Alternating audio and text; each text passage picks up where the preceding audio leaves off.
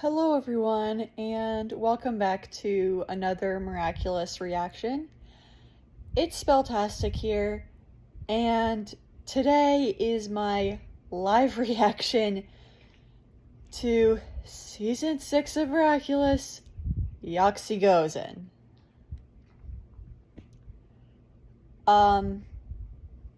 Honestly, out of any episode, this is probably the only one that I have genuinely been looking forward to watching. I don't know why. Probably because we have basically done nothing with the Tsurugi family. Pretty much nothing.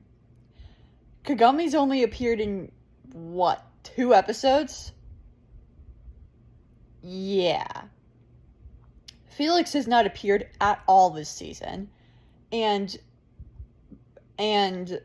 by it being titled Yaksi Gozen, I'm assuming it's going to focus on the Tsurugi family and Felix.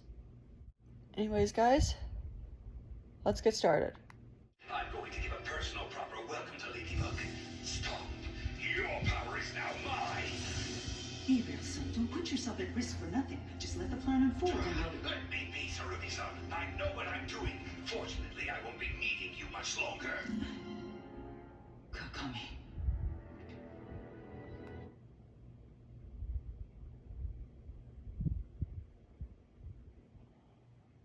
Whoa. Okay. That was a flashback to the episode, Confirmation, which was episode 25 of season 5, aka part 1 of Last Day. But in the original episode, we saw Gabriel tell her that he was going to give Ladybug a proper welcome. But what we didn't know was that she had tried to tell him not to. She tried to tell him to let the plan unfold, and he completely ignored her and said that he wouldn't be needing her for much longer. Wow. Gabriel, why would you do that? Why would you say that to her? She is way, way more powerful than he is. Like, honestly. Like, out of any of the adults in this show, she is the most powerful. She probably has the most amount of money. And does not take crap from anybody. Not even Gabriel, her supposed ally. Have a nice day, sir. Wait, hello. Sorry, these ones are special. They're for Adrian.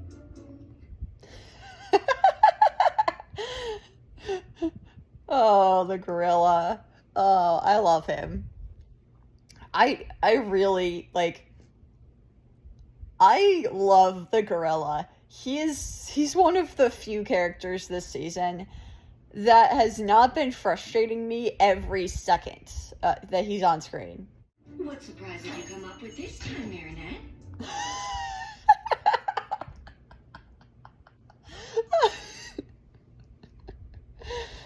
Oh my gosh. Oh my gosh. Yeah, apart from Revelator, her parents have pretty much done nothing this entire season. So it is nice that that we're actually getting some interactions with them. No, like, honestly.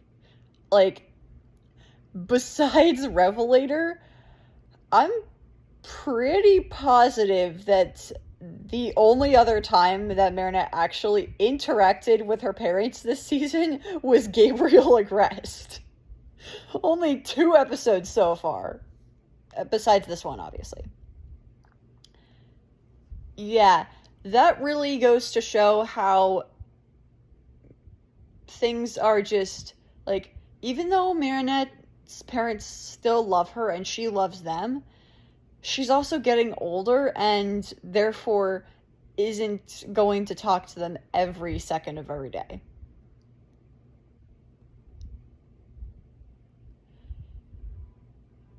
And Marinette's high stress levels are definitely not helping.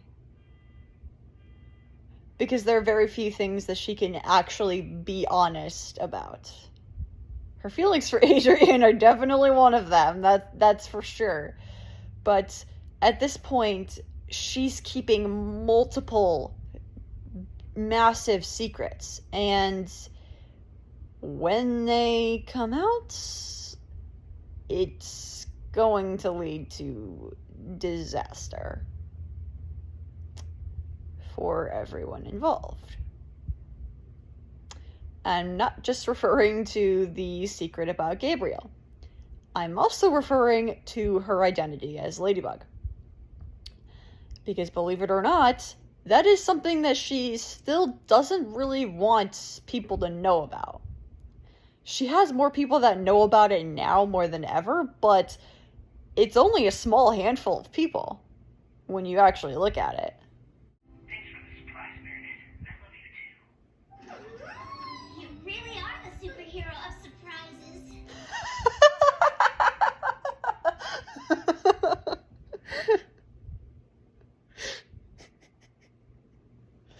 Wow. That was Tiki's funniest line in a while. Usually Ply gets the really funny lines, but that's how they gave it to Tiki. Honestly, though, like, Alia's... not Alia. Tiki is not wrong. Marinette really is the superhero of surprises. If I had mentioned mechanics, would you have built her a moped? No, Plague, I chose knitting because Marinette is passionate about fashion design, and I'm sure she won't be expecting this surprise.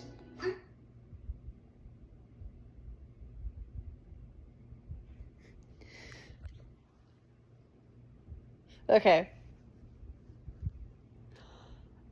I get that he's trying to do something nice for her, but the thing is that when she makes these big surprises for Adrian, she plays into her strengths.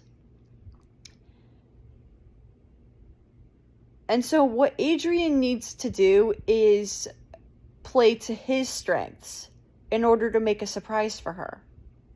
After all I've done for you, after everything I've lost, how can you put your life in the hands of a monster who could be rid of you with the snap of his fingers? Felix would never do that. He's helping me find meaning to my life instead of trying to control it like you always did. The only monster here isn't Felix or me. It's you. Insolent girl. Whether you like it or not, you are a Tsurugi. You are not worthy of wearing our family ring. You'll earn it back again when you respect our values. Long, break the storm.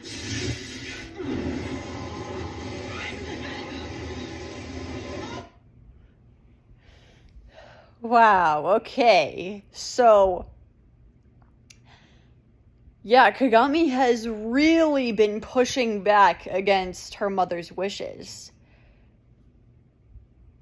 Because Felix loves her for who she is, rather than who he wants her to be. Mrs. Tsurugi loves the version of Kagami that is in her mind, not the version that's actually in front of her. If that makes any sense.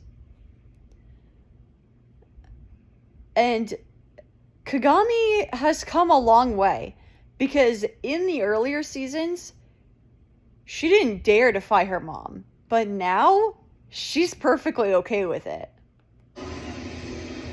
You're the one who hasn't kept your promise, Mother. I allowed you to go to school. And I saved you from humiliation. You were Monarch's accomplice, remember? If it weren't for me, Ladybug would have brought you to justice. But I promised her that you'd change, and she trusted me. Enough to hide what you and Gabriel and Brett did from the whole world. Enough to leave me the Dragon Miraculous knowing I live in the same room as you.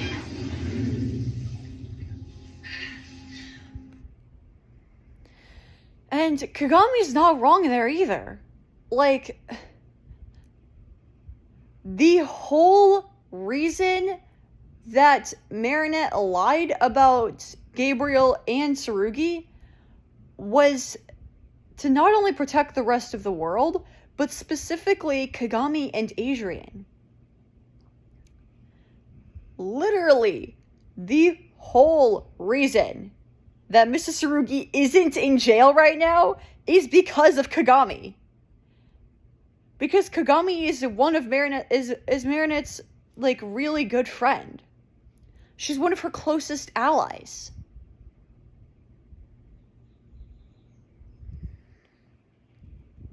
I should stop loving you for everything you've done. But I can't. Adrian has lost his father forever. Do you realize how lucky we are to still have each other? Please don't ruin everything. Wind Dragon.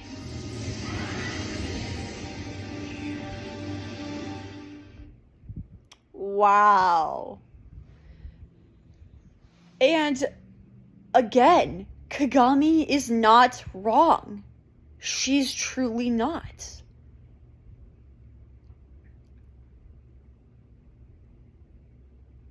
Like, Adrian does not have either one of his parents. And he doesn't know the truth. But Kagami and Mrs. Tsurugi, they know the truth and still have each other. So if Mrs. Tsurugi doesn't want to lose her daughter forever, then she needs to start treating Kagami with actual respect. If you hear barking in the background, it's my dog being annoying, and yeah. But one thing I didn't talk about is Kagami's mastery of her miraculous. And instead of blowing the entire room apart, she only blew apart certain pieces of the wall. Which, that level of mastery is really impressive when you actually think about it.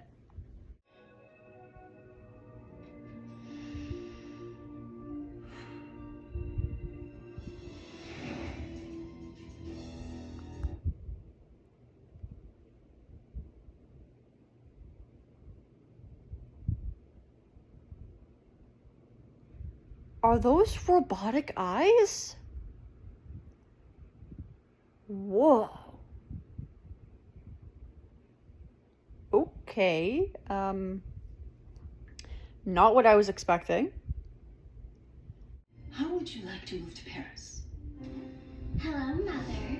Forgive my intrusion, but I've sensed your disappointment, so I thought I'd pay you a little visit. New room? Wait, what? Okay, did Cerise just say mother?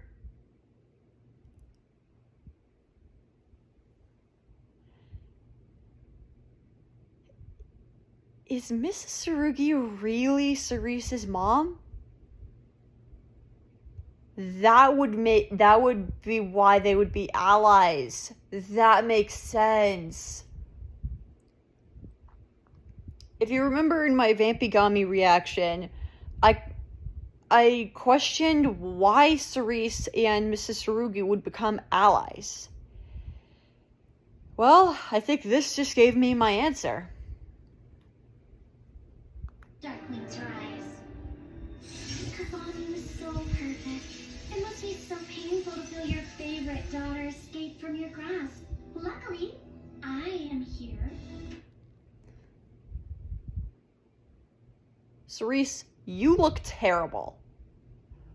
I'm gonna be honest, I do not like the Cerise look with the miraculous. I can't stand it. It looks weird. It looks so weird. I don't know why it looks so weird to me, but it does. It actually hurts to look at it. Adrian's special t-shirt. This t-shirt would be perfect for someone with 4 arms. It's the thought that counts, Tiki. Ryuga, Argos? Why do they want to see you?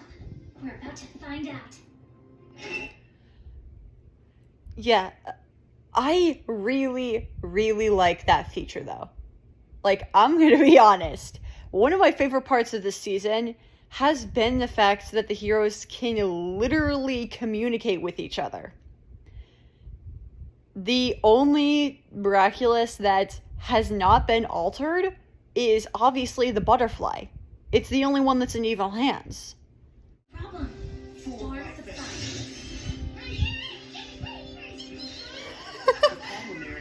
But you're here to see me because you already came up with a solution, haven't you? Yes, magic. Your yo-yo's magic. This is very clever. Good job. Indeed. Once immersed in a field of possibilities of Ladybug's yo-yo, the rings could return to a quantic state. Of course. And the only person in the universe who could access them would be... Hold on. Explain it to me again like I'm 5 years old. It means the rings would be stored in the form of magic puree in your yo-yo. And there'd be no risk of turning Kagami and Felix into puree too, right? There'd be absolutely no risk for them since the rings would still exist, but in the form of probabilities. Okay. It's actually kind of nice seeing Marinette really confused. Like, it takes a lot to get her extremely confused, because she's usually one step ahead. But, unfortunately, Felix and Kagami are not wrong, especially with the plan that Cerise has right now.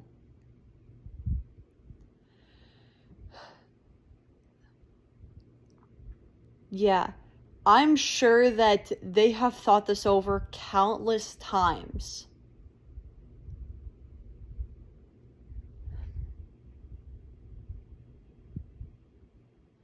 The question is, will Marinette agree to it, though? And while Felix is the holder of the Peacock Miraculous, he cannot guarantee that their rings won't fall into evil hands. Also, I really liked the detail of Long, Dusu, and Tiki being really happy to see each other. I really like that detail, especially when you consider the fact that Dusu lives with Felix, who lives in London. So Dusu doesn't really get to see the other Kwamis very much. The only one Dusu really gets to see a whole lot is Long. But it's because Long is with Kagami, and Kagami's with Felix. So, yeah. And when you're not Ladybug, it'd be completely inaccessible. No Ladybug, no yo-yo, no stealing the ring. It's a good idea, isn't it? I don't know. For a while, I kept all the miraculous with me and my yo-yo, but that didn't stop Shadow Moth from stealing them from me. Yeah. Honestly, I think that's the biggest reason why she would say no. It's trauma. It's trauma once again. Marina has been through so much trauma, and it does affect her everyday life. Unfortunately. That wasn't your fault. There will always be a risk.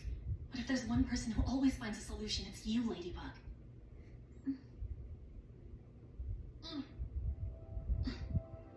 Tiki spots on!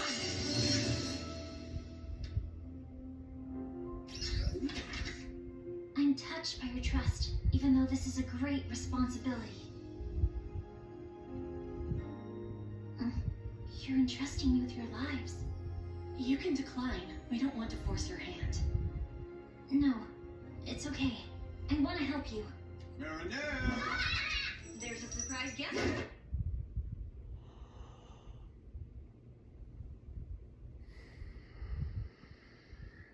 Dude. Worst timing ever.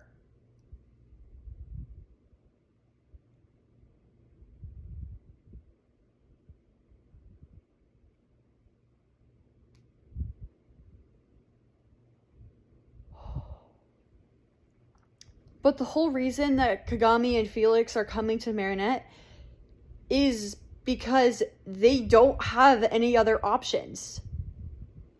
They're running out of options. That's not a beef rib. Those are lamb chops. I know, but the butcher was out beef ribs. Okay. Whistle. Dude, this episode is full of Marinette being confused, and I absolutely love it. You're gonna tear apart that entire room, and you're not gonna find them. Someone else is gonna find them, and it's going to lead to the utmost disaster, so that's really fun. Oh my god. Dude, they are tearing apart that entire room only for Adrian, the one who has no idea what's actually happening, to be the one to find them. Because he was standing right on top of them. They were right there, look! The rings! It's your mother, Kagami. Mother, that's enough! I don't want to talk to you right now! That's fine, Kagami. I just needed to know what you were.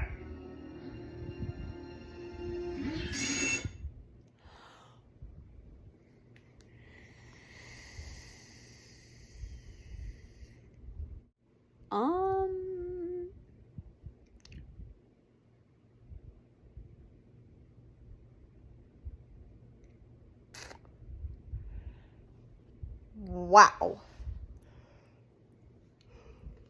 So that entire time of trying to get Kagami to answer was all to figure out where she was.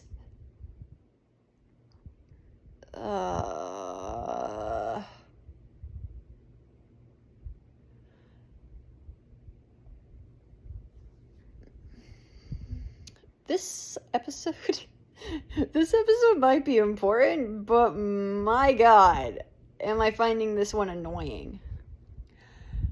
Not frustrating necessarily, just annoying. And annoying is different than frustrated. Most episodes of this season have left me with genuine frustration. This episode isn't leaving me with that. It's just leaving me with just annoyance at the entire situation. And Adrian! Sabine, I don't think there'll be enough cutlets for everyone.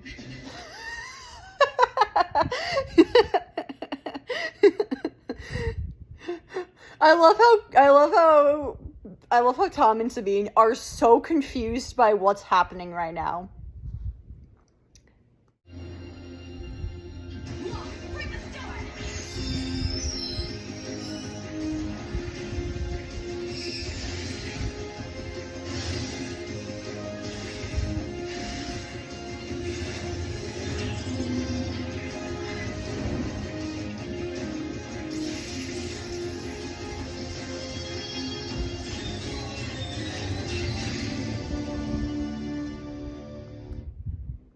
That is the first time we've ever seen an actual transformation from Kagami. The only other time we, quote-unquote, saw her fully transform was in Ryuko's debut episode. Yaksi Gozen. But in that episode, Kagami was sitting, so she couldn't do a transformation like that. And I also like how all the elements come out. Kagami transformed not only to fight her mom, but also to protect Felix's ring.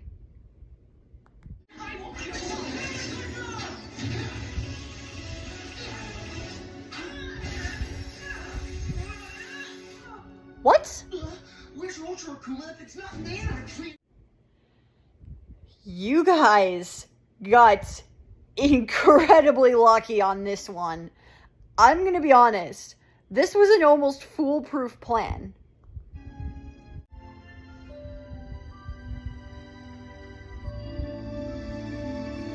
It's so romantic. Cat, I'm gonna need you to step away, please.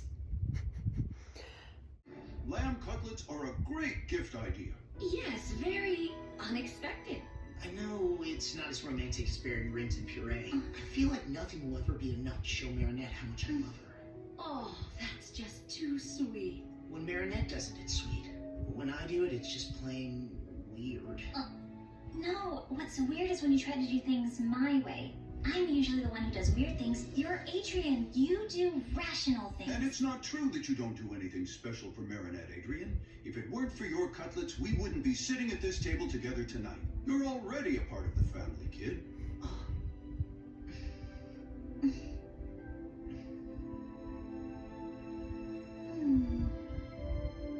See, Sugar Cube, a good meal is always a success.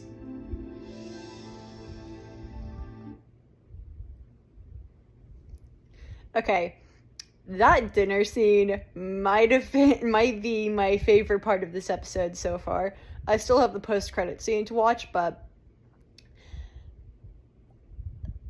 the fact that Tom and Sabine have already accepted Adrian into their family without Adrian even realizing it means a lot. Overall, this episode was actually kind of mid. I'm gonna be honest. There were parts of it that I enjoyed, but other parts that I'm just like, why? Why are you here?